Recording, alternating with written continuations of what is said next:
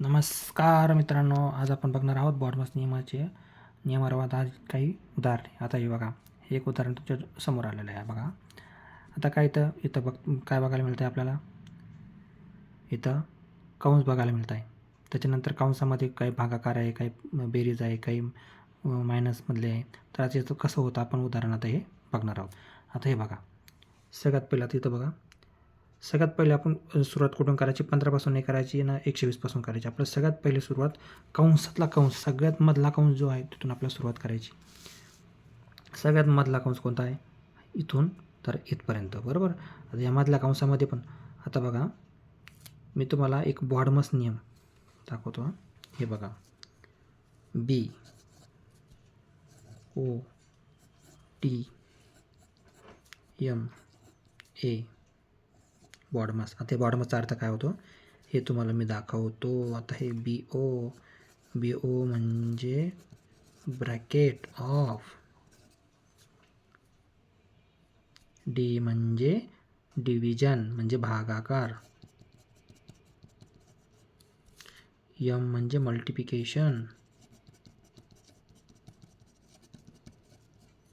आणि ॲडिशन, ए म्हणजे ॲडिशन म्हणजे बेरीज,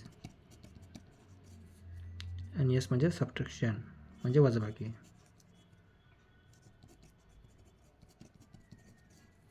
आता बघा, सगळ्यात पहिले काय करायचं, सगळ्यात पहिले तुम्हाला सांगतो. पहिले काय, सगळ्यात पहिलं आता याच्यातून बघा, वरतून खाली यायचं. आपण नेहमी वरतून खाली यायचं, वरतून खाली यायचं, सगळ्यात वरतून, आणि सगळ्यात शेवटी वजाबाकी करायची. हे बघा, सगळ्यात पहिले काय करायचं, बी म्हणजे ब्रॅकेट, बरोबर.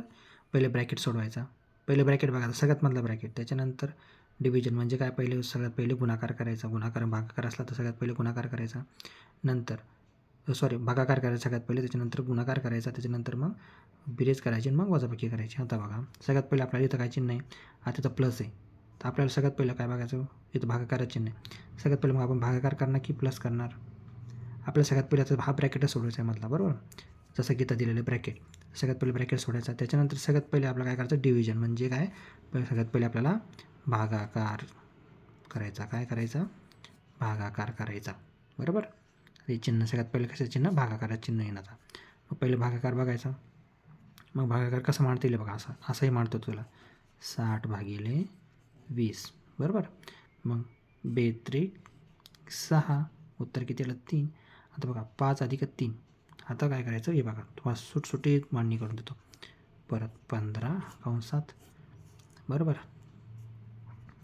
60/20 किती आले, 3, अधिक 5 मायनस 120 बरोबर किती उत्तर. आता बघा, असंच झालं नाही, आपण हे सोडून घेतलं, 60 आणि 20, हे 60 आणि 20चं उत्तर इथं किती आलं, 3 आलं, बरोबर. आता बघा, आता परत काय करायचं, परत ब्रॅकेट, इथं जसं दिलेलं आहे ब्रॅकेट तसं ब्रॅकेट आता बघा परत सोडायचं. +5 अधिक 3 किती होतात, 8. मग आता परत बघू, कंसात 5 अधिक 3 8 कंस बंद, परत मायनस 120 बरोबर किती.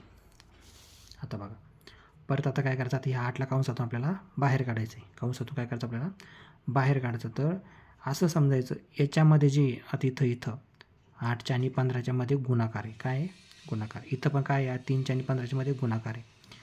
काय गुणाकार, इथं पण 60च्या आणि 15च्या मध्ये काय गुणाकार. तर हा 8 जेव्हा बाहेर येईल तेव्हा इथं काय होईल, तो गुणाकाराचं चिन्ह येईल 15च्या आणि 8च्या मध्ये. तर आता ते कसं येईल बघा, 15 गुणिले 8 मायनस 120, हा काय झाला, कंसातून बाहेर आला. 8 आला कंसातून बाहेर. मग आता काय करायचं, पहिले गुणाकार करायचा की वजाबाकी करायची. तर आपल्याला सगळ्यात पहिले बघा, इथून सगळ्यात पहिले तुम्हाला सांगतो, पहिले कंस सोडवायचा, सगळ्यात पहिले कंस सोडवायचा, नंतर भागाकार करायचा. भागाकार असलं तर भागाकाराचं चिन्ह, नसले तर पण गुणाकाराचं चिन्ह बघायचं. गुणाकाराचं नसलं तर मग प्लस आणि वजाबाकी. चला, आता इथं काय, 15 × 8 = 600, यांचा गुणाकार केला तर काय येतं, 120. 15 × 8 = 600 मायनस 120, बरोबर. त्याचं उत्तर काय. आता बघा, आता परत 120मधून हे 120 गेले, हे बघा, हे प्लस 120 आहे, तुम्हाला सांगतो, प्लस 120मधून मायनस 120 गेले. उत्तर काय येईल, परत आपलं उत्तर काय येईल, झिरो